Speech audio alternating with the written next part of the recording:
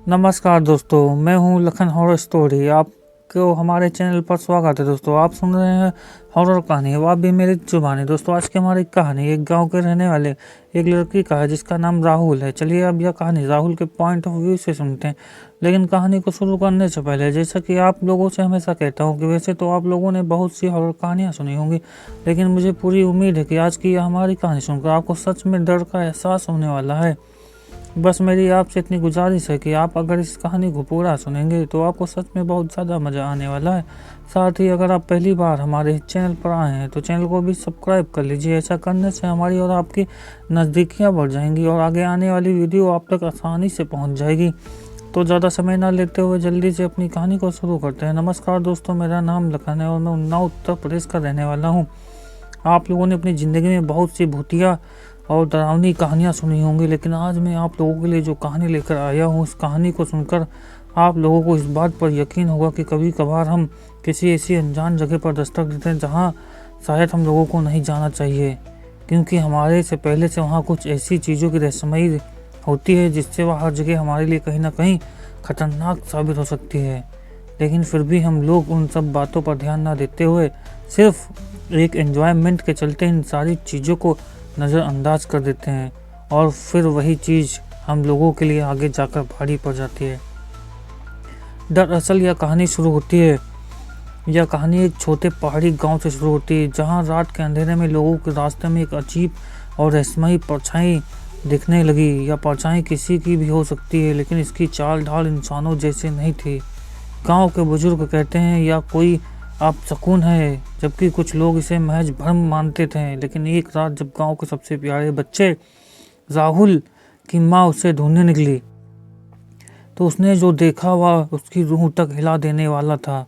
राह में के बीचों बीच खड़ी वह परछाई धीरे धीरे उसकी ओर बढ़ रही थी।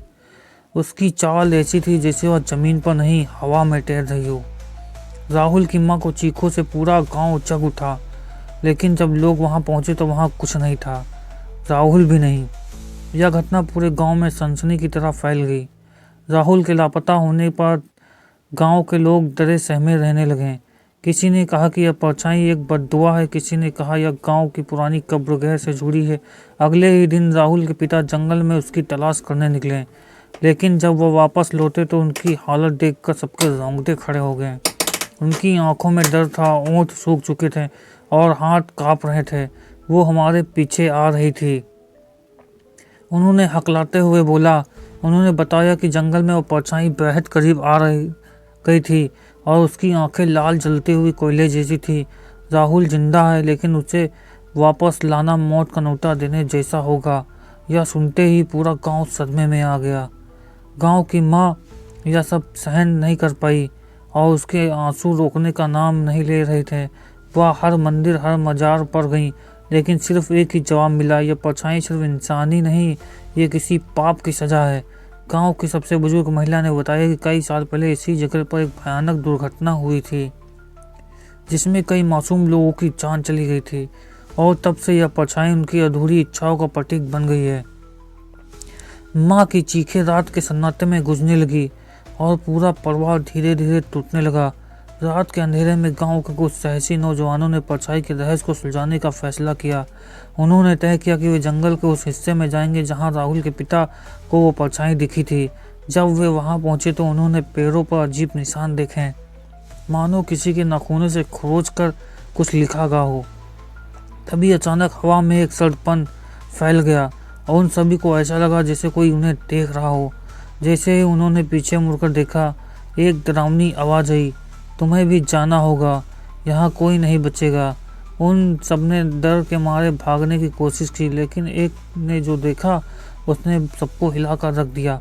राहुल वहाँ एक पेड़ के नीचे बैठा था, लेकिन उसकी आंखें इंसानों जैसी नहीं थी। अब भी इस रहस्य के सबसे डरावनी परत बाकी थी। गांव के पुजारी ने बताया कि ये सब उस अधूरी आत्मा के कारण हो रहा है जो किसी की तलाश में थी। परछाई सिर्फ एक चेतावनी थी, असली खतरा अब तक गांव के बीचों बीच छिपा हुआ था। गांव वालों को एहसास हुआ कि वह जिस परछाई से डर रहे हैं वह असल में कुछ और ही था, लेकिन सच्चाई जानने के लिए अपने अतीत के कुछ गहरे राज खोलने थे, जिन्हों सालों से छिपाया जा रहा था। दोस्तों वीडियो में आ चुका, वीडियो को लाइक कर दीजिए, कमेंट में अपनी राय जरूर दीजिएगा, आपको स्टोरी कैसी पसंद है, और सब्सक्राइब करना चैनल को बिल्कुल मत भूलिएगा ताकि अगला वीडियो आप तक पहुंच जाए। गांव में एक अजीब सा सन्नाटा पसरा हुआ था। हर कोई डरा सहमा था, लेकिन राहुल का जंगल में इस हालत में मिलना लोगों के दिलों में और ज़्यादा खौफ भर गया। राहुल की आंखें अब भी पहले जैसी नहीं थीं। वह गहरी, खाली और ठंडी लग रही थी, मानो उनमें कोई आत्मा ही ना बची हो। जब उसकी माँ ने उसे गले लगाया तो उसने कई प्रतिक्रिया नहीं दी, बस शून्य से में ताकता रहा। गांव के बुजुर्गों ने सलाह दी कि उसे तुरंत मंदिर ले जाया जाए, लेकिन रास्ते में राहुल ने एक ऐसी बात कही जिसने सबके पैरों तले जमीन खिसका दी। माँ, वो आ रही है। उसकी आवाज़ में एक ठंडक थी जो किसी बच्चे की नहीं हो सकती। पूरे रास्ते में उसकी आंखें लगातार जंगल की ओर देखती रहीं, मानो कोई और वहां से बुला रहा हो। उसकी माँ की आंखों में आंसू थे, लेकिन डर भी उतना ही था। गांव के पुजारी ने राहुल की हालत देखकर कहा, यह बच्चा अब पहले जैसा नहीं रहा। कुछ बुरी शक्तियां ने इसे छू लिया है। हमें इसे बचाने के लिए पुरानी किताबों से कुछ देखना होगा।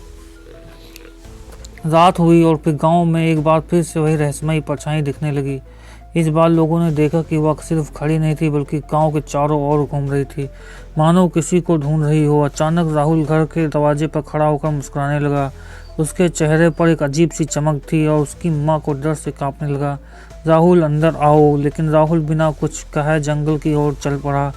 कुछ नौजवानों ने हिम्मत दिखाई, उसके पीछे दौड़े, लेकिन जंगल में घुसते ही राहुल कहीं गायब हो गया। तभी पैरों के पीछे वह परछाई उमड़ी। इस बार उसकी शक्ल साफ दिख रही थी। वह एक लंबी झुकी हुई आकृति थी जिसकी आंखों में लाल रोशनी निकल रही थी। गांव के युवक घबरा गए और जान बचाकर भाग निकले।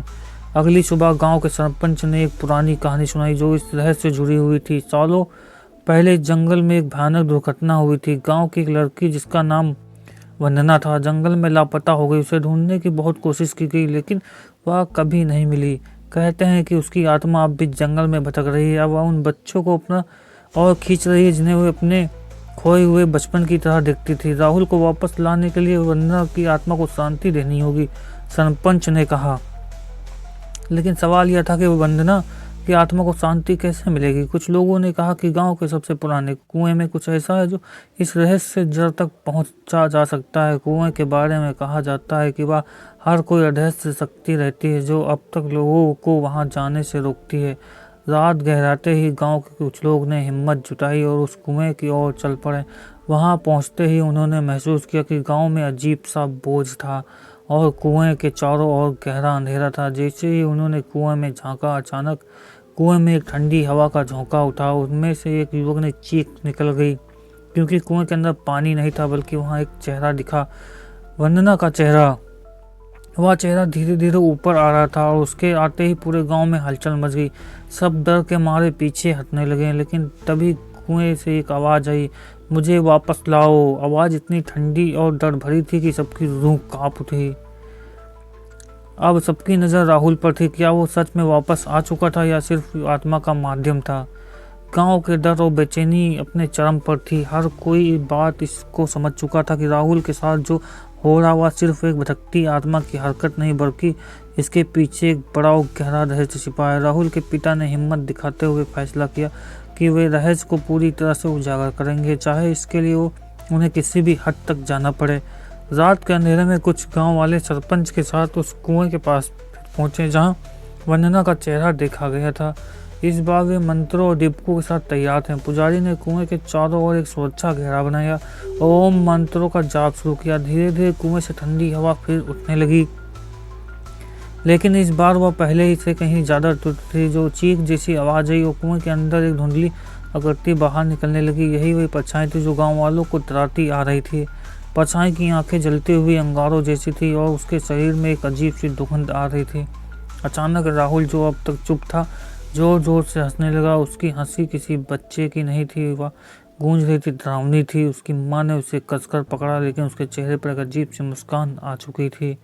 तुम लोगों ने मुझे भुला दिया था, लेकिन मैं वापस आ गई। यह आवाज़ राहुल के मुंह से निकली, लेकिन यह उसकी नहीं थी, यह वंदना की आत्मा थी जो अब राहुल के शरीर में प्रवेश कर चुकी थी। गांव के बुजुर्गों ने बताया कि वंदना की मृत्यु एक रहस्य थी। वह जंगल में खेलने गई थी, लेकिन लौट कर कभी नहीं आई।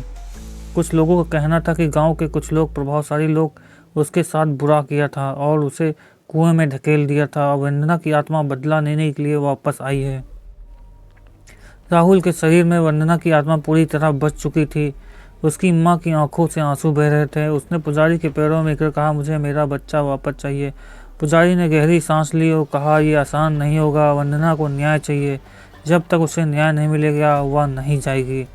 गांव वालों ने मिलकर उस रात सच्चाई की परतें खोली और पता चला कि वंदना की हत्या गांव के कुछ दबंग लोगों ने की थी, क्योंकि उसने उनकी साजिशों का पर्दाफाश करने की कोशिश की थी।